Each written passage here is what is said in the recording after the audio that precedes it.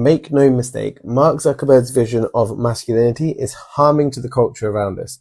Let's dive into the real cost of a leader who's driven by fragile masculinity. It might be surprising to some people, but Zuckerberg is really the epitome of toxic masculinity. He believes that workplaces have lost their masculine edge and has recently praised the benefits of more masculine energy in the workplace, claiming that DEI has culturally neutered corporate America. Zuckerberg credits martial arts for his change of heart regarding masculinity, pandering to Joe Rogan and his audience, suggesting that culture should celebrate being more aggressive. Now, this perspective really makes sense for someone who is desperate for male approval and whose platforms monetize heightened emotions for profit. Now, make no mistake, there is plenty of positive attributes that frame masculinity, but Zuckerberg will never understand them because he can't reconcile the idea that accountability, fairness, protectiveness, and kindness, as well as not cowering in the face of power, is also part of positive masculinity.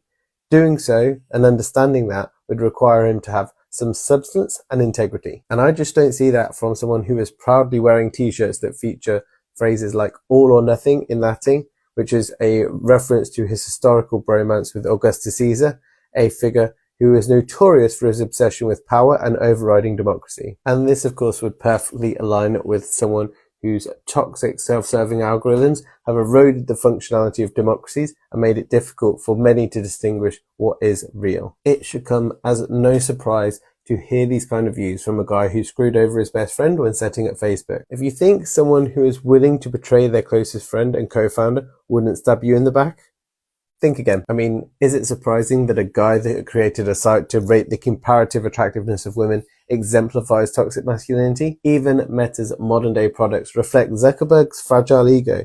They're designed to gather likes and validation rather than sharing meaningful ideas or advancing social cohesion. In the last few days, he's announced a move from Meta's offices from California to Texas and removal of fact-checking, as well as the destruction of DEI teams in Meta.